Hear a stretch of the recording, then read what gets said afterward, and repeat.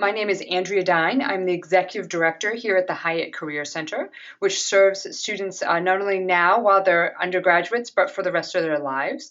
The workshop and topic we're addressing today now is College from Career, a webinar for parents. And so really we're looking to speak about today an overview of what you can expect as your student explores careers and thinks about professional issues while they're at Brandeis, and really give you an overview in its entirety of both the job climate for liberal arts graduates, how the Hiatt Career Center approaches working with your students philosophically, and not only what your students can expect to do potentially each year, but what you can do to support that in that endeavor.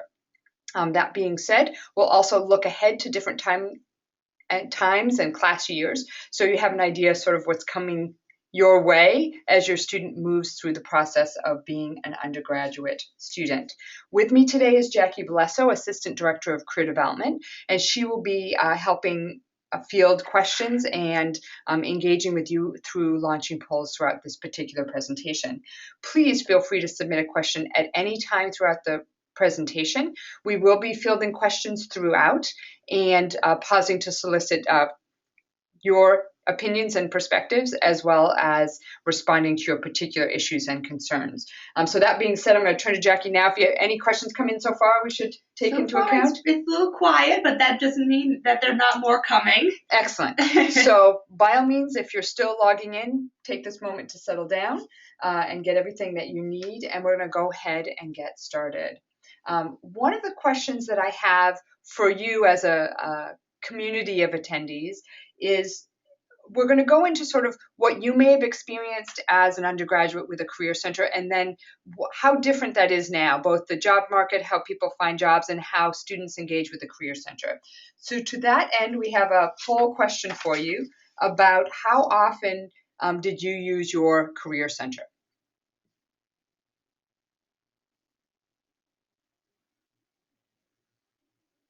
And we'll give that a few moments for folks to be able to respond.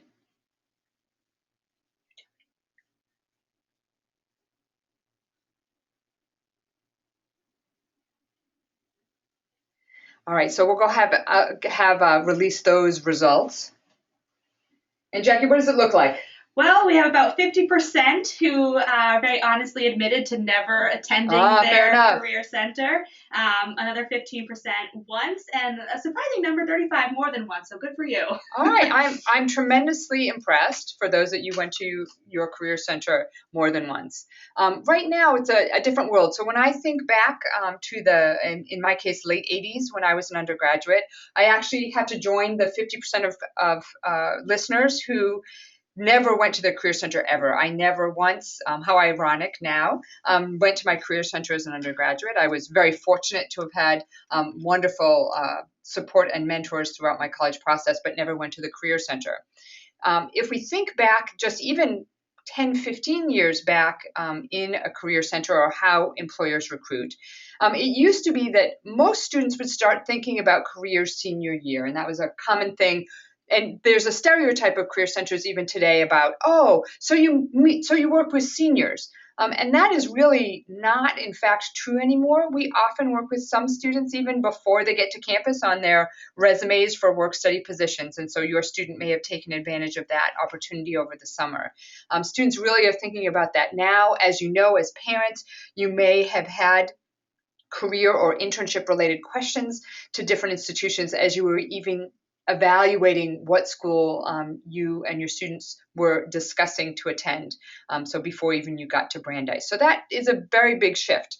And that means we're working with students very early in the process, which is incredibly healthy. And I'll talk about the way in which we do that a little later in the presentation. But we're seeing the last year data, we met with approximately 47% of the first year student class in their first year. And those numbers just rose, of course, by class year as students approach graduation. So we're really seeing well over 50% of the student body each and every year. The other big difference in the workforce is that employers historically expected to train employees. So there were very large employee training programs that they would hire, quote unquote, I just want to hire a smart person, or I want to hire someone that has a college degree, and they would then expect to train you.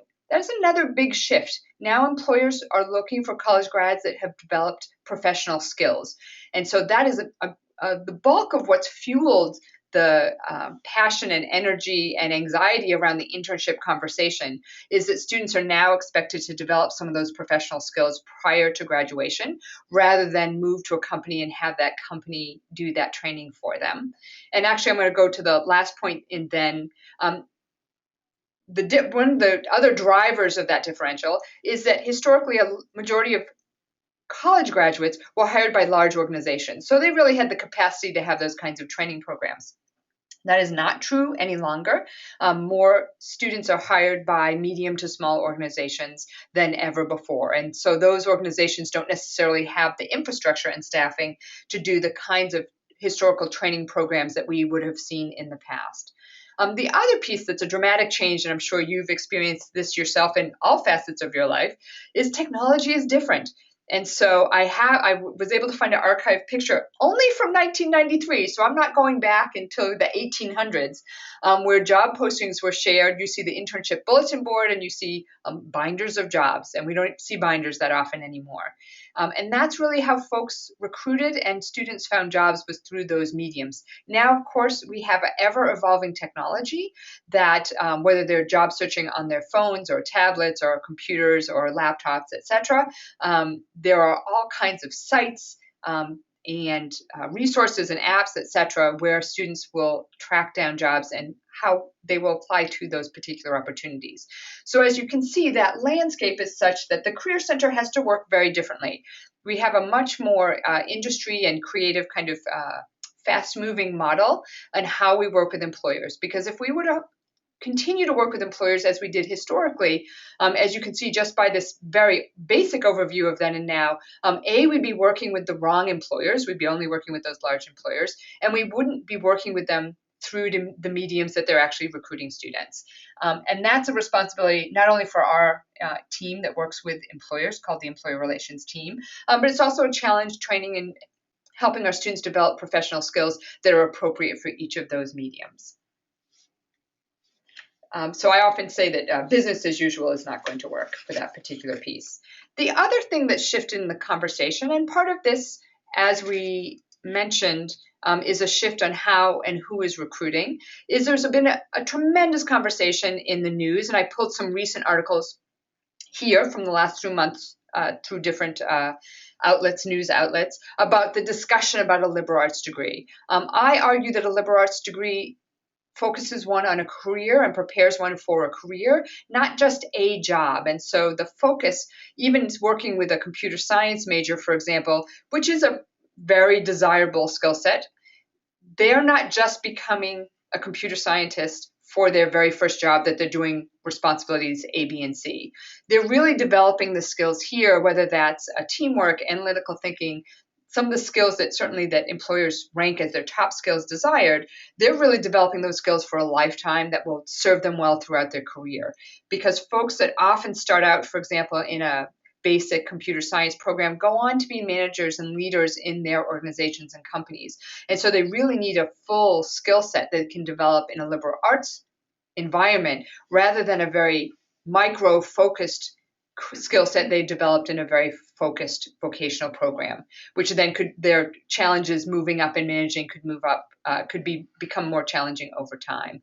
And so it's interesting, the headlines just in the last few months, like useless liberal arts degree has become tech's hottest ticket. The tech firms of today are really looking to bridge the diverse skill set that students will develop in the liberal arts to filling their gaps and skill gaps that they need in a technology firm. Again, I've used computer science as an example. That certainly is not that's not a limited piece. I myself am a very proud English major and am an extreme proponent for the humanities.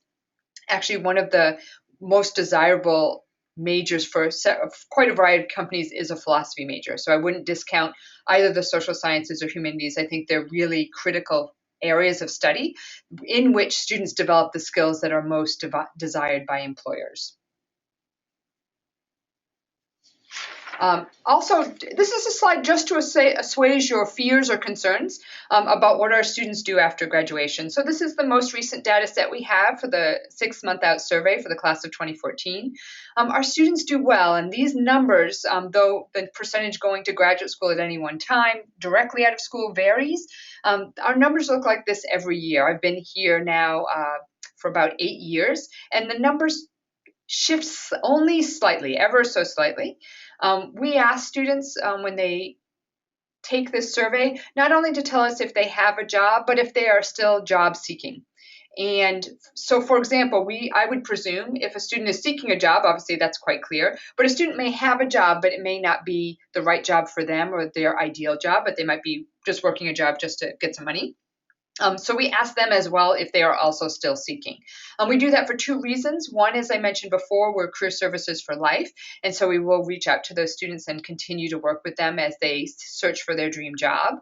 But the other piece, as we report out that seeking employment, that includes both those folks that are employed that are seeking and those that are still seeking after graduation. But as you can see, with a 97% rate, that students are engaged in employment, graduate school, a few other things, travel and fellowships, et cetera, after graduation. And the lovely thing that we hear back from alums as they engage with our office is that they're really doing work that they feel is important and pithy and making a contribution in the way they would like to, whether they're contributing to the field of human services or they're working.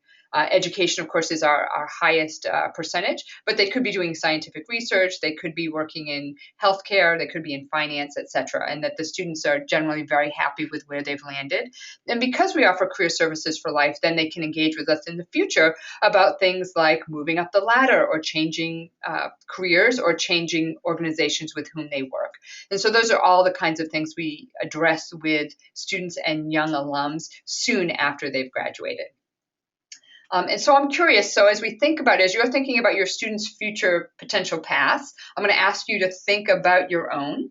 And I'm curious to know, when did you know what it is that you wanted to do for the rest of your life? I would answer that myself. I don't think I can answer that question. I don't know yet exactly. But go ahead and let's launch that poll. And while you're responding and thinking about that, I'll ask again to Jackie if there's any questions you want to pitch my way. We do have some.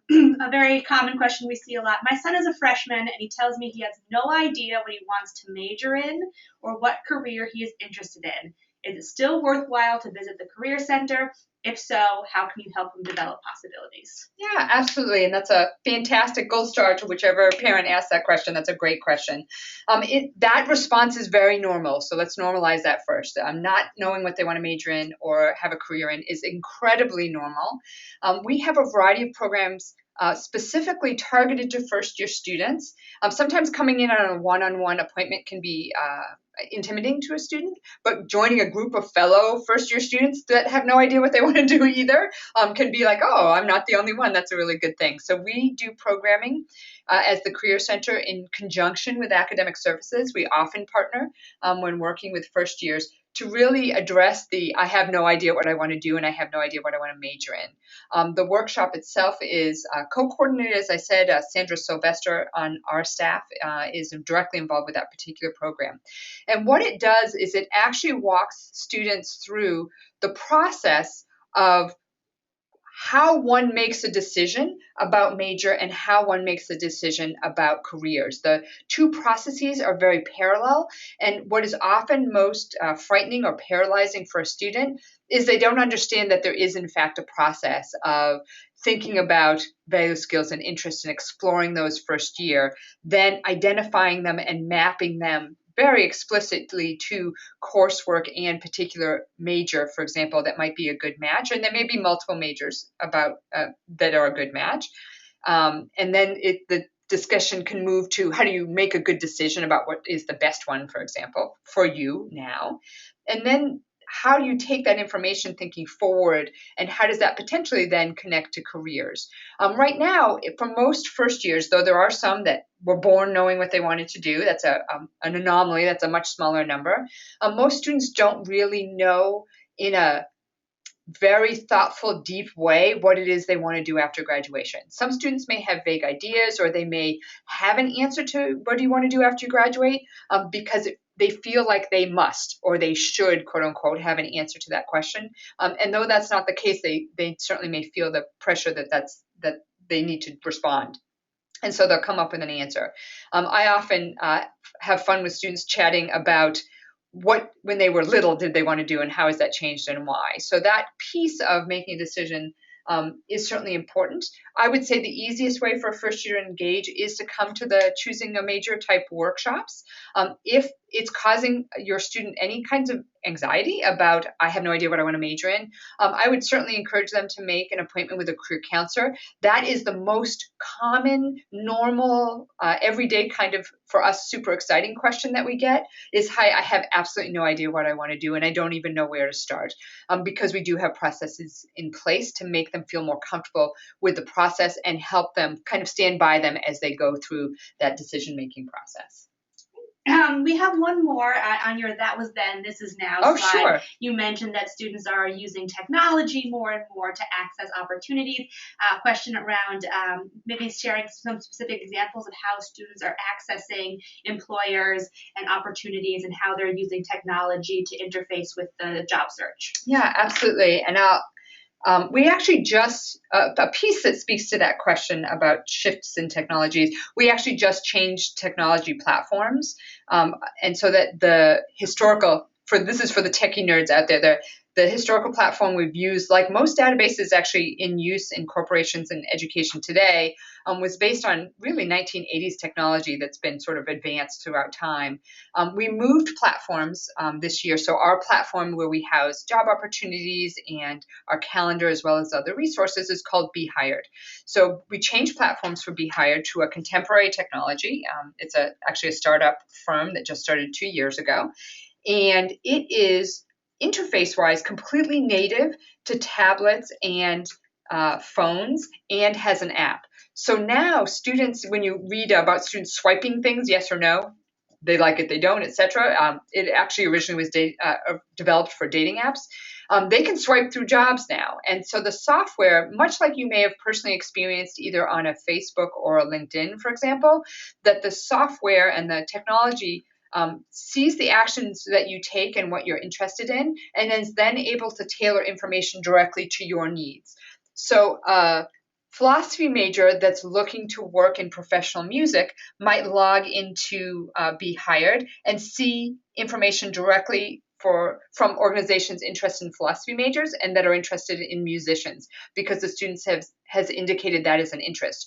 Another student might log into the exact same software, and they're an economics major and they're looking to work in banking. And so their news feed, for example, would be filled with the types of things, either employers looking for them specifically because of their work and area of study, and it will tailor it to things that they in turn are looking for and things they've searched for in the past. It also, there's a lot of smart technology that also feeds them information. Let's say they look at a particular job, it will give them information about what other jobs are similar in the system. Historically speaking, students would have been going into sort of a broad database and just doing keyword searches, for example, or drop-down searches to find what they were looking for. Now the system learns from the activities they partake in and experiences they have in their profile and tailors the information to what it is they're pursuing at any given time, while still providing them full access to the entire suite of services, resources, and job opportunities.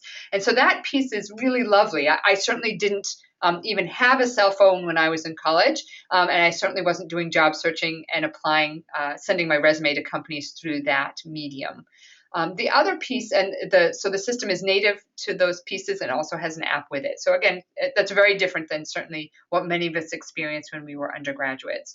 And it continues to change. What I could be saying today is new and contemporary, could be old by tomorrow because there's a new disruptor in the system. And so when you think, for example, how Apple, for example, has disrupted with the iPhone, not so much the iWatch yet, but we'll have to keep an eye out on it. I haven't developed anything yet small enough to be received on a phone. So that could be my next challenge. But even communicating via Twitter, for example, and having live Twitter chats for educational information is a new medium for certainly a career center use, not just to send out information, which Twitter is good at, but how do you actually engage people in a substantive way through that medium is a new challenge because, of course, you're limited by characters and Usually it's easier to be long than it is to be short. So for any of you that have done the 6-word novel challenge, you can understand how difficult that those kinds of limitations can be, but they're also really an exciting opportunity to engage more students and engage students in different ways.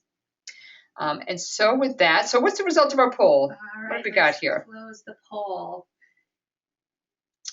Oh, this is a very self-aware group. All right. Impressive. So, but the piece I want to point out, so we've got this 48% that kind of figured it out, 22 to 39. The majority of folks figured out what they want to do for the rest of their life. I'm impressed. I'm still working on it. I'm part of that 16%. And then the 23% is in that 18 to 21 category. And I think that's fairly reflective of what's true today for many students. And so even that, going back to that question, being worried about a first year that doesn't know what they want to major in or what they want their career to be, for first years, in part, that's normal because they don't know enough about themselves and they haven't tried enough diverse things to know what's going to be a good match for them. So thank you, Jackie, for that poll. What I want to go into next is sort of how we approach working with your students on a philosophical basis and sort of the process we talk to them about. Again, for the purposes of this, I've really condensed it for us to talk about it directly. But essentially, our basic approach is we foundationally believe that students need to explore, identify, and articulate their values, skills, interests, and strengths to themselves and others. And so that cycle of not only being self-aware about yourself but being able to communicate that effectively to others is actually where we spend a great deal of time working with students. But all of that starts with their self-knowledge, which is why in first year, when we go into the by class year piece, it's so important for students to engage with the wider community, whether that's student organizations, taking classes in areas they've never studied before, et cetera, because there's the challenge of not knowing what you don't know. And so unless they try to, engage in a little discomfort and try things that they've never tried before, they may miss, if they don't do that, they may miss learning about things about themselves that are really important. Once they have some of that knowledge or they're beginning to develop that kind of self-awareness, the next step is to really research, explore, and experience the world of work, because then you find out what your match is. We've had students that have done internships and they come back and they were super excited about them. I remember the student that had a 5-star hotel internship and she was convinced that she wanted to work in hotel management. And we were all jealous looking at her beautiful pictures of this beautiful resort where she was working in Thailand. And so she came back and we expected rave reviews about how awesome it was and what a great time she had. And she came back and we said, how was it? She said, awful. I never want to go into a hotel again for the rest of my life. And we were like, great. And she was shocked. She said, great. I just told you it was terrible. It was the worst experience of my life. And we just for teasing her, we were like, well, aren't you glad you figured that out now rather than gone into that as a career? Isn't that better that you experienced that as an internship? And then we helped her unpack then what were the things she really liked and enjoyed about the work, and what are the things that she really disliked? Is that environment? Was that clientele? What were those pieces? So that then she can make a better decision. The more you know, the better decision you can make. And so we engage them in that kind of introspection, as well as practical career field research, which we have a great deal of data sets and resources, everything from Reference USA to Spotlight on Careers. I'll provide links later to some of these different resources to help students look clearly and accurately at the world of work and what people actually do in their daily life. Also, what comes into this component of exploration is speaking and networking with professionals who work in that field, whether they're alumni or other networking contacts in their wider community. That kind of networking piece to really get a touchstone of what a career field is like and whether it's a match for them becomes really important. And as I said before, as an example of an internship or conducting research or volunteering in an organization, to really immerse oneself in the work to see really is that a good fit or not, either of which is a great learning outcome for a student. That piece, that connection piece, and all of these three components are intertwined with each other, is a component of also a set of professional skills. And so presenting yourself professionally, whether that's a networking pitch, a cover letter, a resume, an interview, etc., of how do you build connections with others to better able to make decisions for oneself, so the student can make better decisions for his or herself, as well as then be successful when they're pursuing actual opportunities out in the workforce.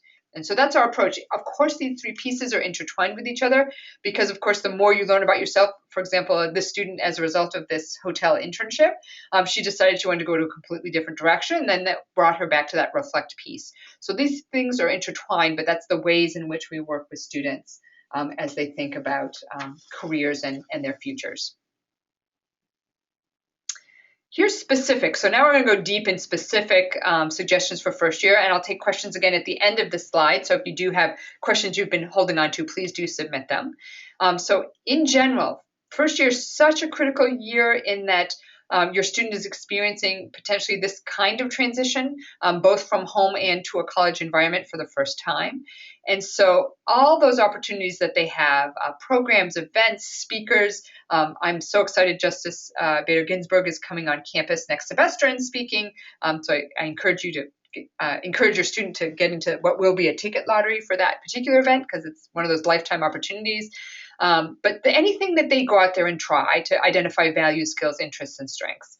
Again, because you might have your student may have an extraordinary skill that they're not even aware of because they've never tested it out. The other piece is to research and discover their fit in the world of work. We have a variety of programs, and some which I'll go into greater detail later, that allow students to just, in some ways, lurk. The industry nights that we have, students can just come, they can sit in and be an observer for a case competition in that particular career field.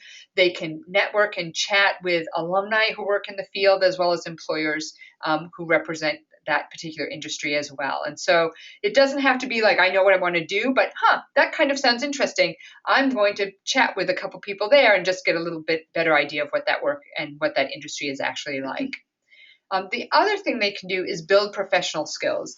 We have a suite of professional skills we work with students on, some of which I've already mentioned, including resumes, networking, cover letters, those kinds of things. And so for us, the process of becoming employer ready is to engage with us specifically on building and crafting a resume that represents them well. And it could be your student is looking for a part-time job near campus or applying for a first-year work-study position on campus. Or it could be that they're looking to learn just the basics, baby steps about networking and presenting themselves professionally with others. Already earlier this year, we held, for example, a fashion show to help students think about professional dress. The other step that they can take is to connect with campus resources. So obviously I've talked about my office, that's the focus of today's discussion, but Academic Services is an office with whom we work very closely, and they are a wonderful support system and ally for your student as well. And this is also, again, beginning baby steps. They'll start to build relationships with faculty, supervisors, and other advisors. My tips for you as a parent, be your student's cheerleader to really support their exploration of these new areas and areas of study or interest, because that really is what, of course, education is all about in many ways. Affirm to them what you know they're good at. So if there are things they're good at or skills you perceive that they have, share that with them. I really think that might be interesting for you because you've always had that interest in public speaking. So maybe that public speaking class would be a really good match for you. Your willingness to be a sounding board for them as they explore and try new things, and being that kind of cheerleader, encouraging voice, is incredibly important. Some students should be willing to share more than others, but feel free to talk to your son or daughter about the courses or activities that they're enjoying. And that also could be reassuring to you because you're kind of in the loop of what it is that they're doing. The piece around, I already shared I was an English major. Please don't panic if your child is excited about majoring in an area that you don't necessarily see a direct career path connection to. Again, all of our students do quite well in professional careers. And that piece, that path, so for me, for my English major, I actually honestly use what I learned in my English major every single day as an executive director of a career center, and have throughout my career. So they could be learning really fantastic pivotal skills no matter what their major is that they choose. And so you're being supportive of them through that process. Is very heartwarming for them and for us as an office as well. The other piece is we talked about encouraging them to get involved in organizations. this is in the short term. Obviously, their first year, this should be like a buffet for them to try different things, but also for things that you know that they're passionate about. Maybe your student is a budding environmentalist, for example. Getting involved and taking leadership positions is very common as students approach sophomore and junior year. So it's kind of a preview piece, but being supportive of them as they look through those processes is helpful. And if your student is nervous or worried, or you're concerned that, gee, they don't know what they want to major in, or don't know what they want to have a career in, please feel free to refer them into the Career Center. Like, I went to a webinar and they sounded okay, hopefully. And I really suggest you go chat with them. They seem very nice. So that piece of helping us make our Career Center a warm and welcoming place that even students, when they are at their most concerned, are feel good about entering is really important. And we certainly work very hard on this end for that to be the case. Again, because as students define their skills, abilities, and interests, that becomes really important. This becomes a pivotal point all the way through their career decision-making, not just at Brandeis, but beyond. So with that, I'm going to take some more questions. So Jackie, what have you got? Sure. We're getting a bunch of questions coming in about pre-med. Sure. So it might be a good time to talk about how we do and how other offices interact with pre-med students. Absolutely. So pre-med has a variety of unique characteristics because the requirements for medical school are so directly tied to the student's academic coursework. There are very explicit requirements that medical schools of all kinds, whether that's someone becoming a doctor, someone going to veterinary school, someone becoming a dentist, etc., faces, and those requirements are quite explicit. So we have a pre-med, which is called the pre-health department, that works directly with those students on those issues. Not to leave you hanging with nothing other than a referral to another office, if I were to summarize an overview of what students are expected to do, one is the coursework, and they should work with the pre-health department to make sure they have the explicit courses they need. They do not need to be a science major, so that's a big myth that's out there. You can be any major and go to medical school. However, there is coursework you do need to take, as I've mentioned. The other piece is that medical schools on their application will look at the student's experience in two vectors. One is scientific experience, so whether a student's had, for example, experiences working in a lab and that kind of hands-on scientific rigor that one would need to become a doctor is one thing they look for. The other piece is they usually refer to them as clinical practical training, the interactions and the understanding of a medical setting. So, for example, many of our students will work or volunteer or intern in hospitals. We have one actually, Children's in Waltham location is actually just in walking distance from campus. Many students also will volunteer or work in hospitals in either the immediate area like Newton Wellesley or downtown at a Mass General or a Joslin or a Beth Israel. There's many hospitals in the Boston area, as you may know. And so they're looking for that scope of scientific knowledge and rigor, interpersonal skills and communication, and really understanding what the healthcare system looks like. And so those are elements of experience the student builds their 4 years at Brandeis. I was explaining this to a mother and son just the other day, and the son was like, that's a lot. It's really over the 4 years, so one thing at a time. It's over their 4 years. And so some students may get involved. There's a Brandeis Health Brigades as a student organization, and they get both hands-on and interpersonal skill through that experience. But those are the elements that med schools will be looking for. And they certainly look for the students to be quite self-aware and be able to answer what I would consider a simple question that some students struggle with. For example, why do you want to be a doctor? So it's really that breadth of experience that they'll be looking for, not in their freshman year necessarily to get that all done in 1 year, but over the course of the 4 years, the types of things they can engage in. And if your student is interested in being pre-med and is not already connected with the pre-health office, and the pre-health has a unique listserv through which all the event messaging and educational messaging flows, I strongly recommend you suggest that they, at minimum, belong to the pre-health listserv, and certainly at the most, they can make an appointment or go to an orientation session with pre-health, and those orientation sessions take place all the time. And another question that centers around when the internship search starts, what to be doing after your first year, kind of suggestions and tips for, the summer after first year, and also just kind of how students might go about finding internships. Yeah, absolutely. So I'll apologize that this may be a repeat for those of you that were here on opening day that heard me talk about this in a little bit greater detail than we have time today. But what I often say for first year students always struggle of like, when do they throw themselves out there in the world of work?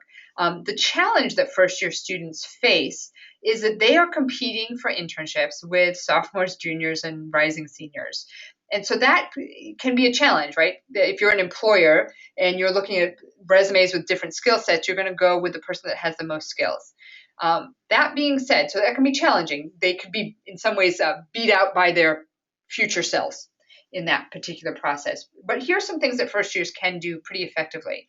One is to look at organizations that have different levels of internships. And there are many organizations or types of internships now that I describe as entry-level internships and more advanced internships. So using finance as a simple comparison, a student may say, I want to work for Goldman Sachs, or I want to work for XYZ finance employer. Those employers won't even look at a student until they've done an internship in finance in some way, at a bank, at an insurance company, etc. And so they need to do that entry-level internship before they can do something more advanced. So that's one thing first years can do, is look for entry-level internships. The federal government is actually quite good at labeling those entry-level internships, and they'll be quite clear that at most they're looking for a first year or a sophomore for that internship, whereas they'll have other postings that are quite clear about wanting rising junior or senior. The other piece is that first years, if they've had an employer over time that they're interested in going back with. So it's not uncommon our students, for example, will work at a camp and want to go back there for the summer. I don't think that's a terrible thing after first year necessarily. I'm going to be a little more aggressive when we talk about sophomores. But what I do suggest they do is to speak with their direct supervisor and expand and change the responsibilities they've had in the past.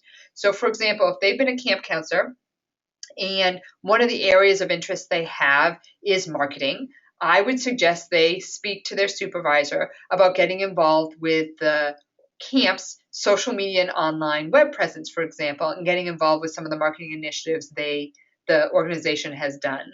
And then that evolves their skill set. So if they do that, by the time they get to looking at internships as a sophomore in marketing, for example, then they're really looking like a rock star because they already actually have some experience in the field.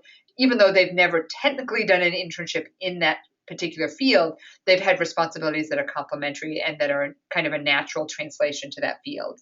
So those are the kinds of things I often recommend for first years, is to either look at what are clearly entry-level internships and I'm an and kind of person, so I believe in all avenues, see if there is a job they really desire to go back to, is to evolve that and take it to the next level and kind of manage up in that way and say, I'd really like more responsibility.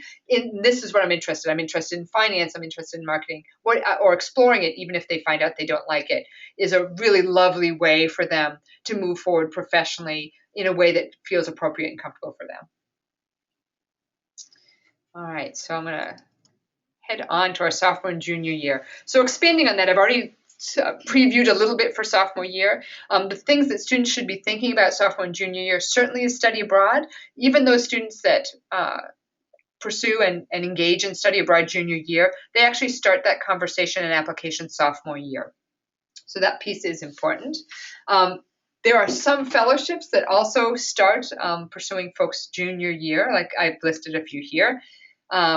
And I mentioned again that upper level student leadership role. So if your student is involved with something as a first year about which they feel very passionate, it's natural for them to start looking at leadership roles as early as sophomore and certainly junior year as they develop their professional skills, because then in essence they become a manager of their student organization, which can provide a bevy of skills as they look at professions. The other piece, and this is where I said I get a little more assertive with students about really doing those initially entry level and then more advanced internships. That is really the summer of sophomore year and summer of junior year, a little bit more pivotal. Not that it's impossible to get a job if you haven't done those things. And let me also, I'm going to backtrack a second and just define my own language. When I talk about internships, I personally am using that in an inclusive way. So I'm meaning those experiences that are called internships, which have an educational component, mentorship, etc. I'm also including laboratory research in that, though they're not always named publicly as internships. I'm also including substantive volunteering as well. And so there are certainly students who, after graduation, will pursue things like AmeriCorps and Peace Corps, which are extraordinary. Actually, some of the best staff young staff that we've hired in our office have both and or Peace Corps and or AmeriCorps experience prior to working for our office. So the highly desirable skills, and those can start in a smaller way in those entry level and then increasingly advanced internships. And ahead to senior year. So my senior webinar, if you want to know all the details about senior year, I'll have the senior year webinar, is the third in the parent webinar series. So if you want a complete preview, feel free to jump into that webinar. But really the things students should be thinking about for senior year is, depending on their academic area of study and the depth in which they would like to pursue it, the senior thesis or original research is a very rigorous process. Many students will get jobs. Their employers will report back to us that they saw the student's senior thesis, or they saw their research, or the student was published and they had to have them on their team. And so we'll have folks, for example, that go into economic consulting that have done an economics thesis. We'll have folks that have done a very interesting work, for example, in a thesis in physics, go on to MIT Lincoln Labs. We've had one student do that, which I thought before that was impossible, and then my student proved us wrong. The other students that may pursue, again, whatever their area of study is, history or global studies or business, etc., that kind of rigorous depth of work, if that's something they're passionate about, is very marketable to employers. But it does take planning, and it takes a chunk of their time senior year as they think about coursework. The other piece is that transition. I'm stealing a colleague's phrase of backpack to briefcase, but as they start thinking about life, we call it life after Dice, so life after Brandeis in the wider world. I think we're not a complete bubble here. So that wider world of what do they want to do? Do they want to pursue fellowships? And if so, what kind? Would they like to pursue graduate school immediately? That's much less common now. Most people take time off, but for those, there are those students that want to pursue it immediately. Or do they want to pursue a full-time job search? And again, we have a whole net of services that we provide regularly. Even our alumni now are wonderful, and parents have been wonderful volunteers in each week in helping students through offering practice interviews, so they can practice for their professional interviews. So there's all kinds of things they can do as they plan for senior year and then engage directly in senior year. And again, for much more greater detail on that, certainly feel free to come to the senior webinar. My tips for you as you think about sort of those years, and for time I've kind of flown through sophomore, junior, and senior year. Here's things that you can do that can be helpful. Consider connecting your child to family, friends, or colleagues who are in fields that he or she is interested in. It's kind of thing like someone does something, but you don't know exactly what they do. So when we have conversations with students, we say, given your community network or your family network or the Brandeis network, have you connected with anyone that does what it is you want to do? And they may not even realize, they may know a lot about a family member, for example, but they may not really know what they do for a living, and you may know that information. So helping direct them to people in fields of interest is very helpful. Also, steer your students to take advantage of all the resources they have available to them. The workshops and programming, not only from the Career Center, but really all of Brandeis, it's a kind of one Brandeis philosophy, offers them to move forward professionally. So we had a student recently that was looking at inmate incarceration rates, for example, and we've had several speakers address issues and social justice issues around prison populations, et cetera. And that actually launched her into a fantastic internship for which she got a fellowship for. And then she went on to actually engage in policy work after graduation in a professional position. So encouraging folks to become engaged in that way is very important.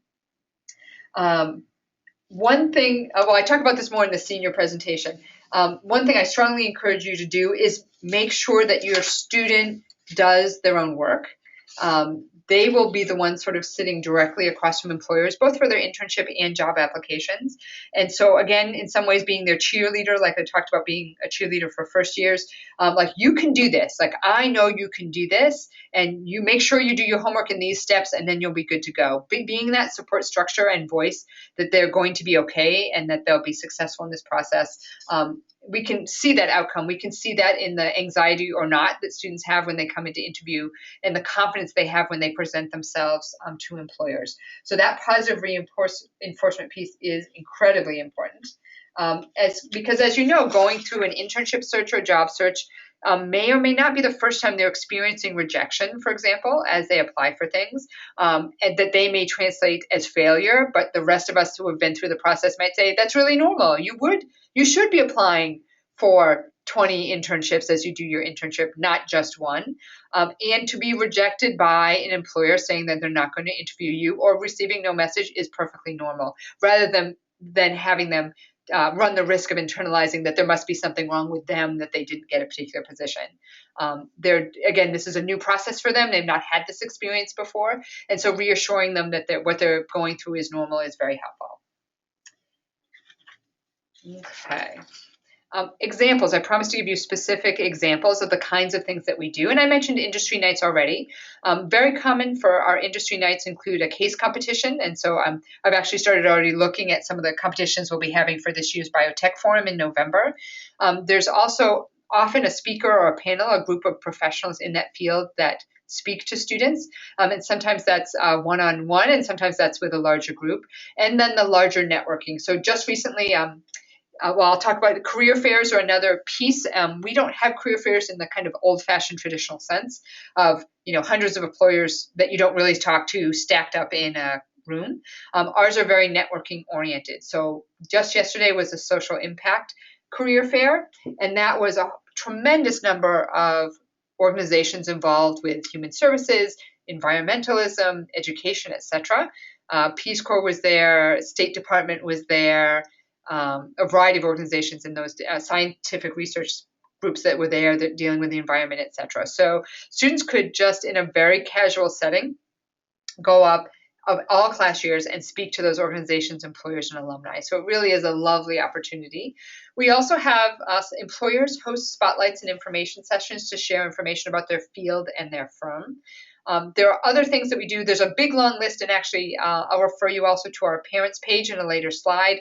I actually have a recorded recording video for you that actually outlines many kinds of programming that we have by class year. So I'll refer you to that for a far longer list than the few we have here. We also have a lovely networking program called Wisdom Wanted. So if you remember those old want ads, students can write an ad about themselves of what it is that they would like to learn. And then that gets sent to our specific Wisdom Wanted ad in the wider alumni community to actually answer those questions. And they've been really quite extraordinary, both questions and responses from the alumni community. We have a student now who is in law school, but she was really on the fence about what she wanted to do. She was thinking about finance. She was thinking about law school. She had the skills to do whichever she wanted. And it was really I think 8 or 9 alums that reached out to her through that Wisdom Wanted ad that she wrote that helped her come to the conclusion that law school is right for her. Now she's in law school now and just thrilled and happy to be there and really feels confident that she made the right decision for her. So it's a lovely program. We also have different networking groups online. Brandeis University Career Connections happens to be housed on LinkedIn. That's our largest online student alumni networking group. We also have, I mentioned those spotlights and information sessions. Different from that is the alumni and employer office hours where students are actually sitting down one-on-one with employers and alumni to talk about what it is they do. It's much more of an informational interview format.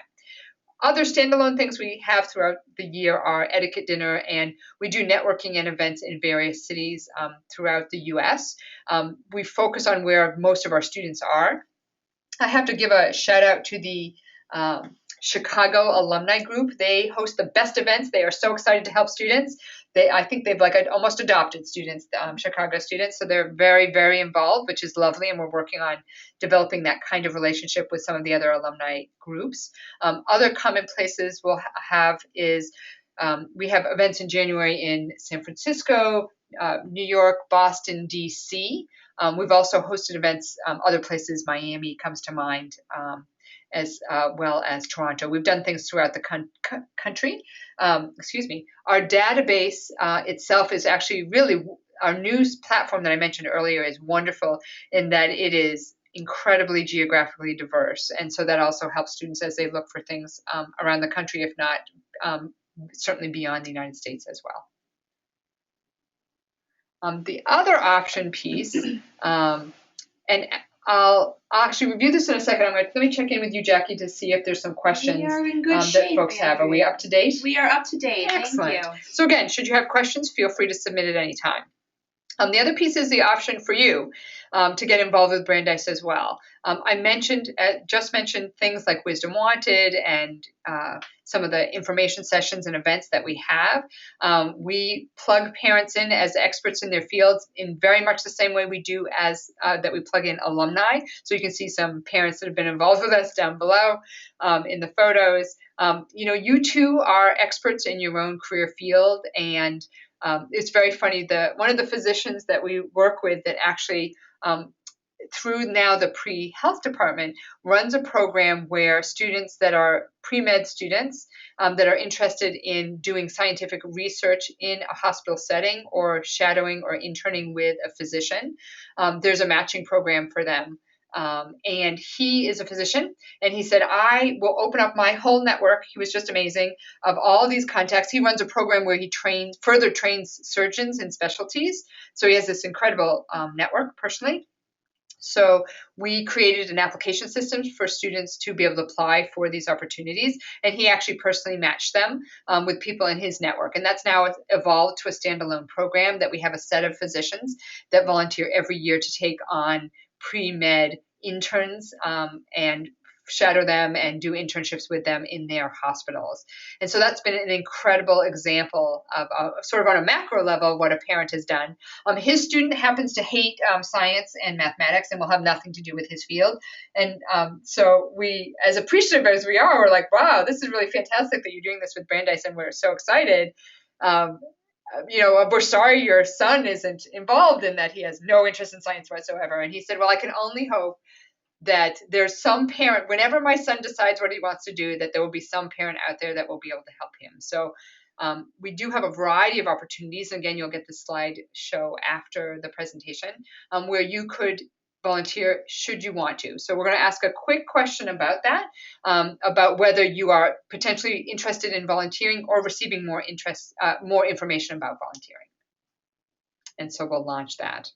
And with that, Jackie, are there more questions out there we should tackle that you've held on to? We're actually doing really well. Okay. But please send anything in. You have it now. Okay. I'm going to look to see if there was any juicy questions I expected you to ask that you haven't asked. I think I'm pretty good. So I am going to go ahead. So feel free to keep submitting those poll questions. I am going to go ahead and shift into the stay in touch piece.